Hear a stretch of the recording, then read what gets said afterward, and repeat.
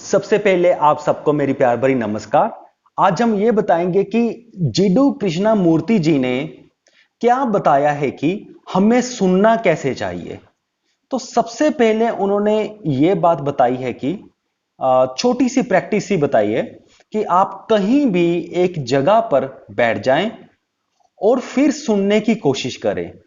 तो सुनने की कोशिश क्या करनी है? सुनने की कोशिश ऐसा नहीं है कि किसी खास आवाज को ही सुनने की कोशिश करनी है। आपने सिर्फ बैठ जाना है और जो भी आपके आसपास आवाजें आ रही हैं उन सभी को आपने सुनने की कोशिश करनी है। जैसे कि फॉर एग्जाम्पल कि अगर आप कहीं पार्क में जाकर बैठ गए तो तब आपको कौन कौन सी आवाजें सुनाई देंगी?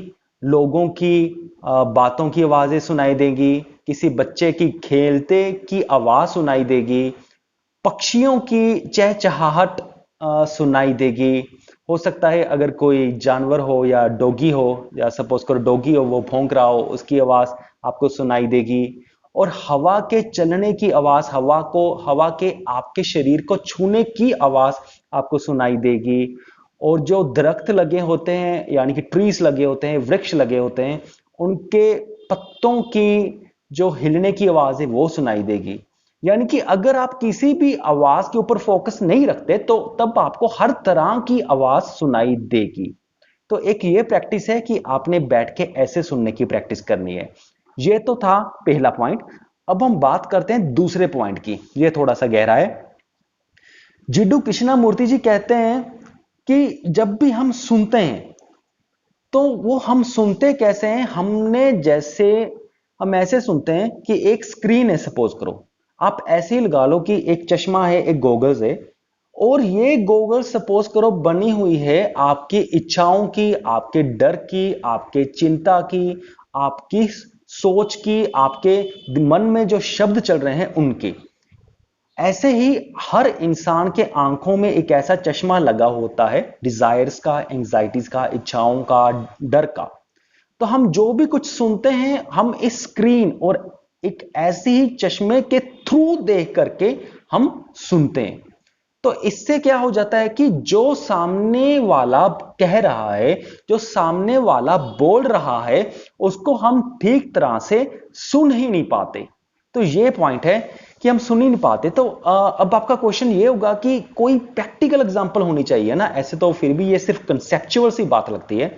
अभी आपको एक मैं प्रैक्टिकल बात बताता हूं। जैसे कि सपोज करो कोई एक सुलझा हुआ इंसान एक शराबी को बोल रहा है कि हमें भगवान के नाम की शराब पीनी चाहिए। तो अक्सर ऐसा होता है कि जो शराबी होता है वो हमेशा यही सुनता है कि हमें शराब पीनी चाहिए। वो ये नहीं सुनता कि हमें भगवान के नाम की शराब पीनी चाहिए। वो सीधे जो लास्ट वाले वर्ड्स हैं शराब पीनी चाहिए वही सुनता है और वही मानने लग जाता है और उसी का उदाहरण लोगों को देने लग जाता है। जब भी फिर कोई उससे पूछता है कि तुम शराब क्यों पीते हो, तब वो यही कहता है कि ये तो उस किताब में लिखा था, ऐसा ऐसा तो इस आदमी ने जो बहुत ही सुलझा हुआ है उसने ऐसा बोला था। तो ऐसा हर जगह ही होता है। बहुत सारे बुक्स की जो इंटरप्रिटेशन है उनका मतलब आम लोग ऐसे ही उल्टा पुल्टा निकालते हैं। असल में उन बुक्स में जो मतलब होता है वो कुछ और ही होता है। ये हम ऐसा बहुत ही ज्यादा करते हैं। अगर मैं ये कहूं कि पढ़े लिखे लोग भी ऐसा कर जाते हैं तो कोई इसमें झूठ नहीं है। तो इसके जो नेक्स्ट पॉइंट है वो जिडू कृष्णमूर्ति जी कहते हैं कि जब सुनते हैं हम किसी को भी सुनने की कोशिश करते हैं तो क्या होता है कि हमारे मन के अंदर बहुत सारे शब्द, बहुत सारे वाक्य पहले ही चल रहे होते हैं। जैसे कि फॉर एग्जाम्पल हमारे दिमाग में पहले ही चल रहा होता है कि ये बात सही है, ये बात गलत है। जैसे कि हमारे दिमाग में पहले ही चल रहा है कि जो पर्सन राम है, जैसे मान लो कोई भी पर्सन जिसका नाम राम है वो सही है। जैसे हमारे दिमाग में किसी ने पहले बात बोली, वो बात हमारे अंदर चली गई, फिर दूसरे ने बोला कि राम बहुत सही बंदा है, तो वो बात हमारे दिमाग में हो गई। तो ऐसी जब 10 बंदे आए तो हमारे दिमाग में वो बात फिट हो गई कि राम बहुत अच्छा इंसान है। हालांकि राम को हमने सच में देखा भी नहीं होता, या सच में उसके साथ कोई इंटरेक्शन की भी नहीं होती, तो ऐसा हो जाता है। तो फिर क्या होता है कि जब कोई दूसरा कोई सच्चा आदमी आता है जिसे वाकई पता होता है कि राम अच्छा इंसान है ही नहीं, तो जब वो आने आता है और हमें ये बताने की कोशिश करता है, तब क्या होता है, जो हमारे मन में हमारे दिमाग में जो पहले ही सेंटेंसेस और वर्ड्स फिट हो चुके हैं कि राम तो सही बंदा है, तो हम क्या करते हैं, जैसे ही दूसरे पर्सन ने सही पर्सन ने हमें वो कहा नहीं कि राम गलत है, हम पहले ही उससे भिड़ जाते हैं और कहते हैं कि नहीं नहीं, राम तो बहुत सही इंसान है, तुम ही गलत हो।